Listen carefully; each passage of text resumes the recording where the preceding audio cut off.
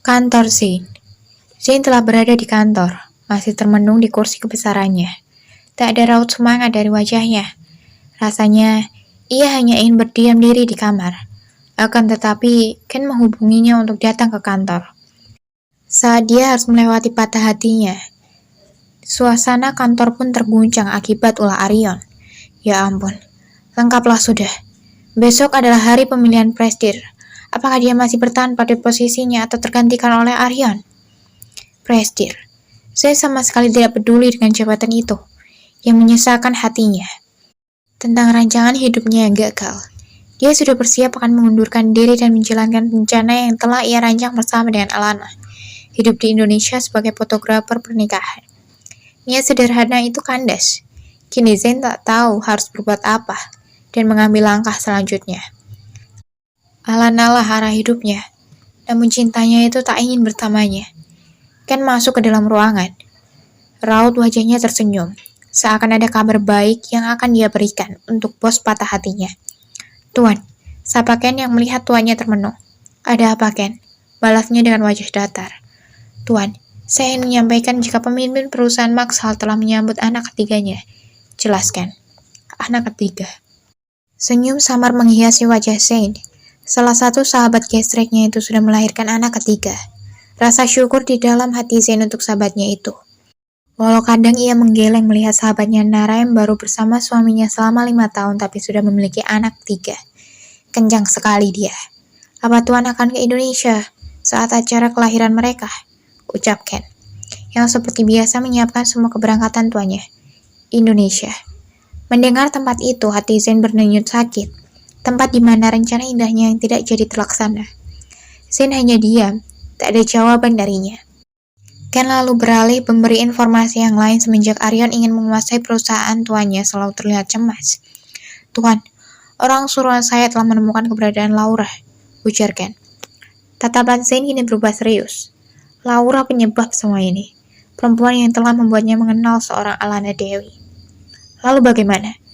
Ken lalu meraih ponselnya dari saku celananya memperlihatkan sebuah rekaman.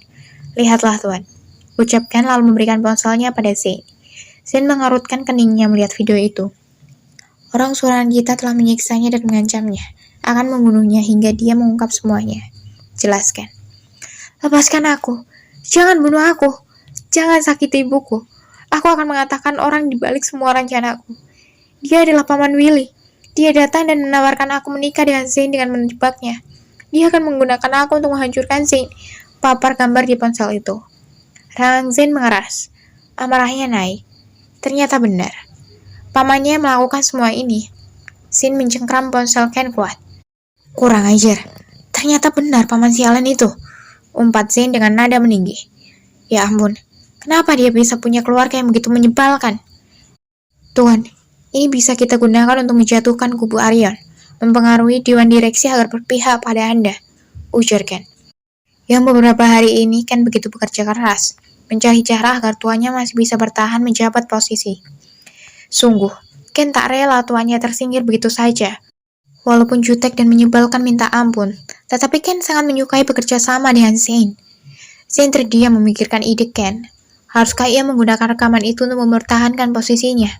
Dan semua orang tahu bagaimana drama keluarganya yang saling menjatuhkan. Ken, tidak perlu. Jangan lakukan itu. Putus Zain. Ken terbelalak. Tuannya tidak ingin menggunakan rekaman itu untuk mempertahankan posisinya. Tapi Tuan, besok Anda pasti kalah. Biarkan saja Aryan yang mengambil posisiku. Jelas Zain pasrah. Tuan, sudahlah. Ujar Zain singkat. Dia benar-benar tidak ingin membahas tentang pemilihan ini. Hukum perempuan itu. Asingkan dia di tempat terpencil selamanya.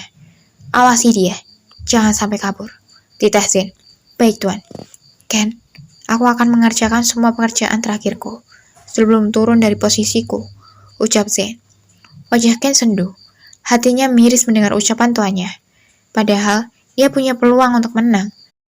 Sementara itu di depan pintu masuk ruangan Zain, tanpa Zain dan Ken sadari, sejak tadi ada seorang berdiri mendengar semua pembicaraan mereka dengan hati yang bergemuruh risau.